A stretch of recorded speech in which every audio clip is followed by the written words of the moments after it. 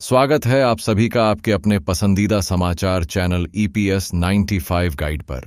मैं हूं आपका मेज़बान और दोस्त, और आज की तारीख यानी अगस्त 2025 का यह दिन इतिहास के पन्नों में सुनहरे अक्षरों से लिखा जाने वाला है। आज हम आपके लिए दो ऐसी खबरें लेकर नहीं आए हैं जो सिर्फ सुर्खियां बनेंगी, बल्कि यह वह कहानियां हैं जो देश के करोड़ों चेहरों पर एक स्थायी मुस्कान और जीवन में एक नई उम्मीद बनकर उभरेंगी। आज का यह विशेष समाचार बुलेटिन उन लोगों को समर्पित है जिन्होंने अपने जीवन का स्वर्णिम काल, अपनी ऊर्जा, अपनी जवानी इस राष्ट्र की नींव को सींचने में लगा दी। यह उन लाखों सरकारी कर्मचारियों और सम्मानित वरिष्ठ नागरिकों के लिए एक धन्यवाद प्रस्ताव है जिनके अथक धैर्य, अटूट संघर्ष और मौन प्रार्थनाओं का फल आज एक ऐतिहासिक सौगात के रूप में सामने आया है। तैयार हो जाइए, क्योंकि आज की सुबह सिर्फ एक नई सुबह नहीं, बल्कि एक नए युग का आरंभ है। एक ऐसा युग जो देश के निर्माताओं को वित्तीय सुरक्षा और सम्मान का वह हक देने जा रहा है जिसका इंतजार दशकों से था। चलिए सबसे पहले उस महाघोषणा की ओर बढ़ते हैं जिसकी गूंज देश के कोने कोने में बसे लगभग 71 लाख पेंशन भोगियों के दिलों में उत्सव का माहौल बना रही है।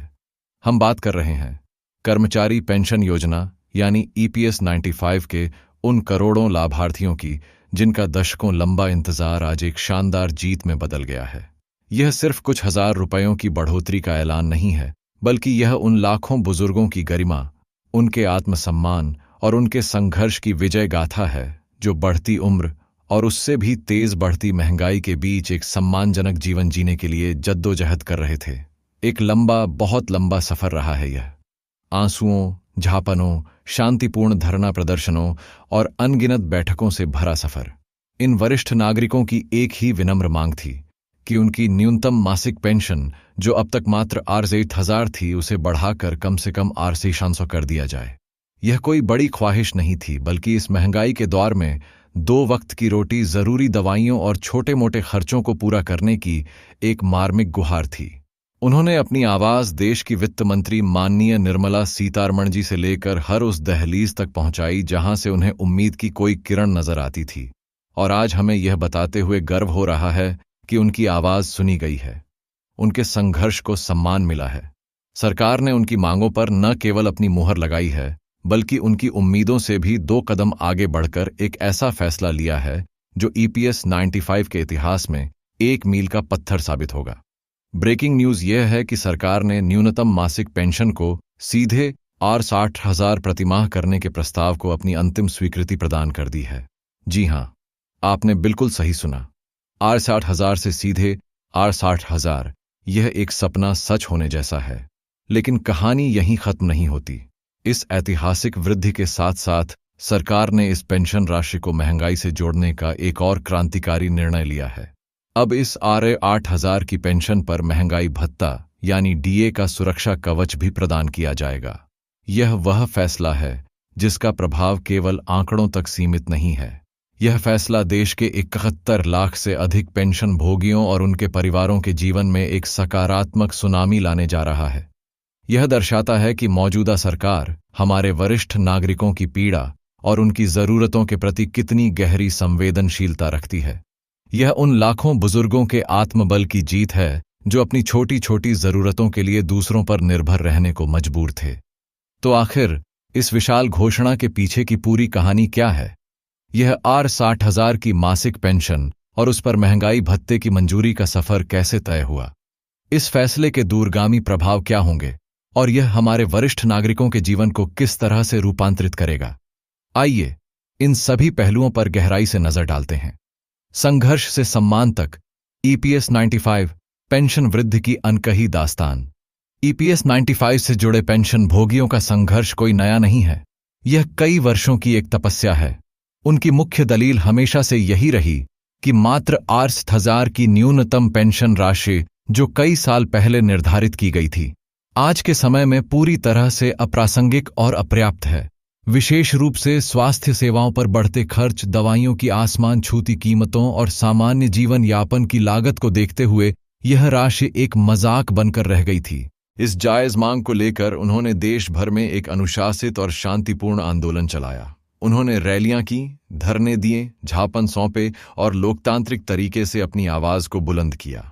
उनकी लड़ाई का ही नतीजा था कि यह मामला संसद से लेकर सड़क तक गूंजा।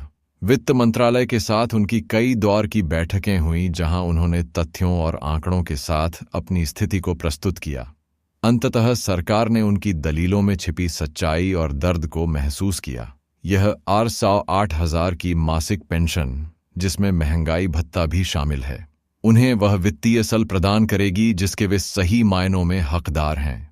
यह बदलाव, जिसे अप्रैल 2025 में आए सर्वोच्च न्यायालय के एक पुराने फैसले की भावना का भी समर्थन प्राप्त है, सेवानिवृत्त हो चुके कामगारों के लिए एक गरिमापूर्ण और आर्थिक रूप से सुरक्षित जीवन सुनिश्चित करने की दिशा में एक ऐतिहासिक छलांग है। पेंशन वृद्धि का प्रभाव और इसके बहुआयामी लाभ। यह संशोधित पेंशन योजना सिर्फ एक वित्तीय सहायता नहीं है, बल्कि यह अपने साथ कई ऐसे लाभ लेकर आई है जो पेंशन भोगियों के जीवन स्तर को समग्र रूप से बेहतर बनाएगी। न्यूनतम मासिक पेंशन में अभूतपूर्व उछाल। सबसे बड़ा और सीधा लाभ यह है कि न्यूनतम मासिक पेंशन को एक बार में ही 8 गुना बढ़ाकर 8,000 कर दिया गया है। यह राष्ट्रीय उनके जीवन में एक वास्तविक और तत्काल सकारात्मक बदलाव लाएगी, जिससे उनकी क्रय शक्ति में भारी इजाफा होगा। महंगाई के खिलाफ एक स्थायी ढाल। दूसरा सबसे महत्वपूर्ण लाभ यह है कि पेंशन को महंगाई की मार से सुरक्षित कर दिया गया है। इसमें महंगाई भत्ते को शामिल किया गया है, जिसका नियमित रूप से समायोजन किया जाएगा। इसका सीधा सा मतलब यह है कि जैसे जैसे बाजार में चीजों के दाम बढ़ेंगे, उनकी पेंशन भी उसी अनुपात में बढ़ेगी, जिससे उनकी आर्थिक ताकत कमजोर नहीं पड़ेगी। यह एक ऐसा प्रगतिशील कदम है जो उन्हें भविष्य की आर्थिक अनिश्चितताओं और बढ़ती कीमतों के दबाव से बचाएगा। स्वचालित अपडेट, शून्य परेशानी। तीसरी और सबसे सुविधाजनक बात यह है कि पेंशन भोगियों को इस बढ़े हुए लाभ को पाने के लिए किसी भी सरकारी दफ्तर के चक्कर काटने या फिर से कोई नया आवेदन करने की कोई भी आवश्यकता नहीं होगी। सरकार और कर्मचारी भविष्य निधि संगठन ने यह सुनिश्चित किया है कि यह लाभ उनके मौजूदा पेंशन खातों में स्वचालित रूप से, यानी ऑटोमेटिकली अपडेट कर दिया जाएगा। यह जीरो हसल दृष्टिकोण लाखों बुजुर्गों को अनावश्यक भागदौड़ और तनाव से बचाएगा। पारदर्शिता और सार्वभौमिक पहुंच। यह योजना देश के सभी EPS 25 पेंशन धारकों पर समान रूप से लागू होगी। चाहे कोई पेंशन भोगी किसी सुदूर गांव में रहता हो या किसी महानगर में, चाहे उसने किसी छोटी फैक्ट्री में काम किया हो या किसी बड़े कार्यालय में, यह लाभ बिना किसी भेदभाव के सभी को मिलेगा।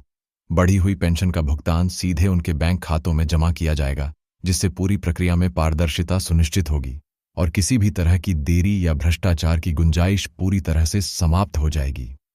इन सभी परिवर्तनों का एकमात्र और पवित्र उद्देश्य देश के लाखों बुजुर्ग श्रमिकों की सेवानिवृत्ति के बाद की जिंदगी को तनाव मुक्त, चिंता मुक्त और वित्तीय रूप से आत्मनिर्भर बनाना है। कैसे काम करेगी यह नई पेंशन प्रणाली? निश्चित रूप से आपके मन में यह सवाल उठ रहा होगा कि यह नई और बेहतर पेंशन प्रणाली आखिर काम कैसे करेगी। तो आपको बता दें कि इसकी संरचना को बेहद सरल, पारदर्शी और निष्पक्ष रखा गया है। RSR 8,000 की न्यूनतम आधार पेंशन सभी पात्र EPS 65 सदस्यों पर लागू होगी, चाहे उनका पिछला नियोक्ता कोई भी रहा हो। महंगाई भत्ते की गणना अखिल भारतीय उपभोक्ता मूल्य सूचकांक यानी AICPI के नवीनतम आंकड़ों के आधार पर की जाएगी। यह वही विश्वसनीय सूचकांक है जिसके आधार पर देश के करोड़ों केंद्रीय कर्मचारियों के महंगाई भत्ते की गणना की जाती है। इस महंगाई भत्ते में साल में 2 बार यानी हर 6 महीने में संशोधन किया जाएगा, ताकि यह बढ़ती लागतों के साथ कदम से कदम मिलाकर चल सके। इस नई व्यवस्था की शुरुआत इसी ऐतिहासिक वर्ष यानी 2025 से हो रही है और सभी मौजूदा EPS 95 पेंशन भोगी इसके लिए स्वतः ही पात्र माने जाएंगे। हालांकि पेंशन भोगियों के लिए यह सुनिश्चित करना अत्यंत महत्वपूर्ण है कि उनके बैंक खाते का विवरण और KYC का विवरण कर्मचारी भविष्य निधि संगठन यानी EPFO के रिकॉर्ड में पूरी तरह से सही और अपडेटेड हो। ऐसा करने से उन्हें भुगतान प्राप्त करने में किसी भी प्रकार की देरी या तकनीकी समस्या से बचने में बड़ी मदद मिलेगी। व्यापक प्रभाव अर्थव्यवस्था और आम जीवन पर असर। पेंशन में यह अभूतपूर्व बढ़ोतरी केवल पेंशन भोगियों तक ही सीमित नहीं रहेगी, बल्कि इसके दूरगामी और सकारात्मक प्रभाव पूरे समाज और अर्थव्यवस्था पर दिखाई देंगे। यह लगभग 71 लाख पेंशन भोगियों और उनके करोड़ों पारिवारिक सदस्यों के जीवन में एक क्रांतिकारी बदलाव का सूत्रपात करेगी। जब इन लाखों लोगों के हाथ में अधिक पैसा आएगा, तो वे भोजन, स्वास्थ्य सेवा, शिक्षा और आवास जैसी अपनी बुनियादी जरूरतों पर बेहतर तरीके से खर्च कर पाएंगे। पेंशन में वृद्धि होने से सेवानिवृत्त लोग अधिक आराम और आत्मसम्मान के साथ अपना जीवन जी सकेंगे और उनका आर्थिक तनाव काफी हद तक समाप्त हो जाएगा। इसका एक और बेहद सकारात्मक प्रभाव हमारी अर्थव्यवस्था पर भी पड़ेगा। जब लाखों पेंशन भोगियों की क्रय शक्ति बढ़ेगी, तो वे बाजार में अधिक सामान और सेवाएं खरीदेंगे। इससे मांग में वृद्धि होगी, जिससे स्थानीय व्यवसायों को, छोटे दुकानदारों को और घरेलू उद्योगों को सीधा बढ़ावा मिलेगा। यह एक तरह से अर्थव्यवस्था में जान फूंकने का काम करेगा। हालांकि अर्थशास्त्र के विशेषज्ञ यह चेतावनी भी देते हैं कि सरकार को इस महत्वाकांक्षी योजना को लंबे समय तक टिकाऊ बनाए रखने के लिए कर्मचारी भविष्य निधि संगठन के फंड का प्रबंधन बहुत ही सावधानीपूर्वक और कुशलता के साथ करना होगा, ताकि आने वाली पीढ़ियों के लिए भी यह योजना सुचारू और सुरक्षित रूप से चलती रहे। पेंशन भोगियों के लिए आगे की राह क्या करें और क्या ना करें। सबसे अच्छी खबर यह है कि इस नई और बढ़ी हुई पेंशन राशि को प्राप्त करने के लिए पेंशन भोगियों को अपनी ओर से कोई विशेष कार्यवाही या भागदौड़ करने की आवश्यकता नहीं है। ईपीएफओ ने इस पूरी भुगतान प्रक्रिया को स्वचालित रूप से अपडेट करने की एक मजबूत व्यवस्था की है। जैसे ही यह प्रणाली राष्ट्रव्यापी स्तर पर लागू होगी, बढ़ी हुई पेंशन राशि अपने आप उनके खातों में आनी शुरू हो जाएगी। हालांकि जैसा कि हमने पहले भी जोर दिया, सभी पेंशन भोगियों को यह विनम्र सलाह दी जाती है कि वे एक बार ईपीएफओ के आधिकारिक पोर्टल पर जाकर यह अवश्य जांच लें कि उनके बैंक खाते का विवरण, आधार कार्ड की लिंकिंग और अन्य केवाईसी विवरण पूरी तरह से सही और अपडेटेड है या नहीं। किसी भी नवीनतम अपडेट और अधिक जानकारी के लिए सभी पेंशन भोगी ईपीएफओ की आधिकारिक वेबसाइट, जो कि है, पर जा सकते हैं और अपनी संतुष्टि के लिए सभी विवरणों की स्वयं जांच कर सकते हैं। सरकार पेंशन सेवाओं तक पहुंच को और भी आसान बनाने के लिए उमंग ऐप और ईपीएफओ के अपने डिजिटल प्लेटफॉर्म जैसे विकल्पों पर भी लगातार काम कर रही है। पुरानी पेंशन योजना सरकारी कर्मचारियों के लिए एक नई उम्मीद की सुबह अब रुख करते हैं आज की दूसरी बड़ी और उतनी ही महत्वपूर्ण खबर की ओर, जो कि ओल्ड पेंशन स्कीम यानी ओपीएस या पुरानी पेंशन योजना से जुड़ी है। यह खबर न केवल देश के लाखों वर्तमान सरकारी कर्मचारियों के लिए, बल्कि उन करोड़ों युवाओं के लिए भी किसी वरदान से कम नहीं है जो सरकारी नौकरी में अपना एक सुरक्षित और स्थिर भविष्य देखते हैं। सरकारी कर्मचारियों के लिए यह एक बहुत बड़ी खुशखबरी के रूप में सामने आ रही है, खासकर जब बात सेवानिवृत्ति के बाद के जीवन और परिवार की वित्तीय सुरक्षा की आती है। पुरानी पेंशन स्कीम को हमेशा से ही एक बेहद अहम, सुरक्षित और भरोसेमंद विकल्प माना जाता रहा है। देश के कई राज्यों में जब से नई पेंशन योजना यानी एनपीएस लागू हुई है, तभी से कर्मचारी संगठन और कर्मचारी लगातार यह मांग कर रहे हैं कि पुरानी पेंशन स्कीम को फिर से बहाल किया जाए। उनके लंबे और अथक संघर्षों, आंदोलनों और झापनों के बाद अब ऐसा प्रतीत हो रहा है कि उनकी आवाज को राष्ट्रीय स्तर पर सुना जा रहा है। कई राज्यों ने पहले ही पुरानी पेंशन स्कीम को फिर से लागू करने का ऐतिहासिक निर्णय ले लिया है, जिसने लाखों कर्मचारियों और उनके परिवारों के भविष्य के प्रति एक नई उम्मीद की किरण जगा दी है। पुरानी और नई पेंशन स्कीम में जमीन आसमान का अंतर। नई पेंशन स्कीम की तुलना में पुरानी पेंशन स्कीम में एक निश्चित पेंशन राशि की गारंटी होती है, जो कर्मचारी के अंतिम वेतन पर आधारित होती है। इसके अलावा इसमें परिवार पेंशन और समय समय पर महंगाई राहत जैसे कई महत्वपूर्ण सामाजिक सुरक्षा लाभ भी शामिल होते हैं, जो नई स्कीम में नहीं मिलते। पुरानी पेंशन स्कीम में एक कर्मचारी को सेवानिवृत्ति के बाद उसके अंतिम वेतन का 85% हिस्सा पेंशन के रूप में मिलता था, जो उसके बुढ़ापे का एक मजबूत और विश्वसनीय सहारा होता था। ओपीएस बहाली पर केंद्र सरकार का बड़ा कदम अब जो ताज़ा और बड़ी खबर निकलकर सामने आ रही है, उसके अनुसार केंद्र सरकार के स्तर पर भी कर्मचारियों की इस पुरानी मांग पर अत्यंत गंभीरता से विचार किया जा रहा है। एक नए सरकारी मसौदे के अनुसार कर्मचारियों को सेवानिवृत्ति के बाद उनके अंतिम आहरित वेतन का 50% तक पेंशन दिए जाने की संभावना पर गहन विचार विमर्श चल रहा है। साल 2025 में पुरानी पेंशन स्कीम एक बार फिर से राष्ट्रीय स्तर पर चर्चा का एक प्रमुख विषय बन चुकी है। राजस्थान, पंजाब, छत्तीसगढ़, झारखंड और हिमाचल प्रदेश सहित कई राज्यों ने पहले ही यह साहसिक घोषणा कर दी है कि वे अपने सरकारी कर्मचारियों को सेवानिवृत्ति के बाद फिर से पुरानी पेंशन योजना का लाभ देंगे। इन राज्यों के प्रगतिशील फैसलों के बाद केंद्र सरकार पर भी दबाव बढ़ा है और अब विश्वसनीय सूत्रों से खबर है कि केंद्र सरकार ने भी इस दिशा में एक नया और सकारात्मक रोड मैप तैयार करना शुरू कर दिया है। अंतिम वेतन के 50% पेंशन की गारंटी जैसे महत्वपूर्ण प्रावधानों की समीक्षा के लिए एक उच्च स्तरीय समिति का गठन किया गया है, जो इसके सभी वित्तीय और सामाजिक पहलुओं का गहराई से अध्ययन कर रही है।